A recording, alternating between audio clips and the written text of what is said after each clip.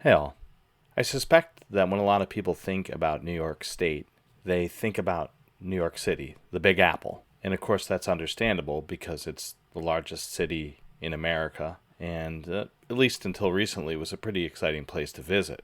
But New York's a pretty big state.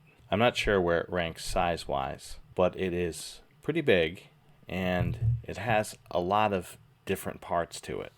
I've lived in New York for basically my entire life, more than 4 decades. And there are places in this state that I have never been to.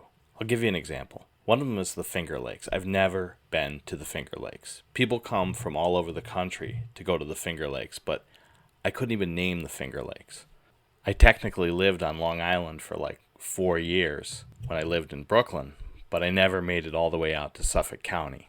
I've never been to the northernmost tip of New York, somewhere, I guess, along the border with Quebec, but I have made it to the southernmost tip of New York on Staten Island. It's a big state, and there's a lot of things here that I would like to see, but I don't know if I ever will. One of the biggest tourist attractions in New York State and basically the country is Niagara Falls.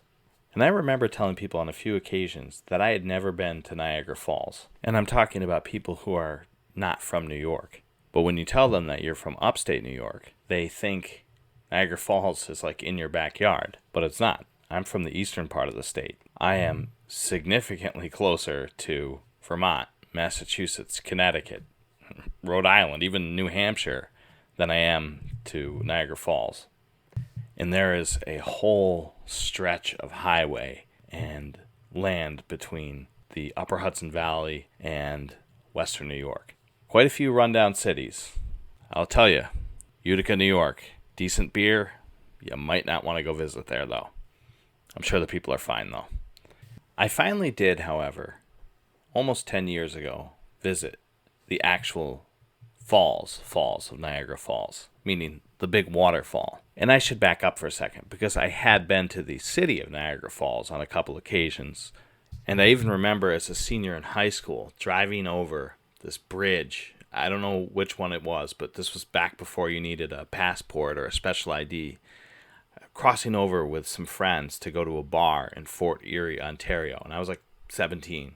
And I think maybe, just maybe, I had seen Niagara Falls, but not really seen it. And part of me thought of it as this cheesy tourist trap area. After all, if you've been to western New York and you've been to the city of Niagara Falls, it's more of a post-industrial landscape, but I'm sure the people are fine. But the summer before my oldest son was born, I was 36, almost 37 years old, and my wife said, let's take a vacation. And we went to, first we went to this place called Letchworth State Park, and I can't really get into that right now because that place is so unique and so beautiful and so unknown outside of New York. But after that, we went to go see Niagara Falls, the falls. And that was the first time I'd been there. And I was thinking, it's just a tourist place, a place you get a keychain. But my wife she's a smart lady. And I remember being really snobby about her wanting to go to Blarney Castle, this tourist trap, and then actually really liking Blarney Castle. So I was okay, we'll go to Niagara Falls on our way to Toronto, where we stayed for a few days. And I gotta say, I'll never forget and I'll never regret going to Niagara Falls, and I think I'd like to go there again someday. I just remember getting there and parking the car and feeling just the energy of the water. I know that sounds weird, but just the energy of the pull of the water, of the Niagara River, I guess northward towards this giant waterfall. And the Niagara River is something that flows so fast you would not want to get into it because it would suck you right down. But I was just amazed at that raw power of water. One great lake emptying into another great lake. And not really knowing what it was like. Being able to see it from the top, where the water falls over a cliff down, 200 feet maybe, to being there on the water level, on the boat, I guess called the Maid of the Mist. And I remember thinking to myself, this is amazing. This is the greatest tourist trap that I could ever imagine. And my son was maybe, I don't know, 3 months away from being born. And he was in his mother's womb. And I wonder the impression that the falls may have made on him. They're so loud, but there's like a comfort to them too, at least when you're in the boat. And of course, the Canadian falls are the much nicer looking falls, but it doesn't matter because once you're down there, you're seeing something that you've never seen before. And this was like early July 2016, I guess. And I remember we had to get going in the late afternoon to drive to Toronto, and my wife was pregnant and she was tired, and I was doing the driving.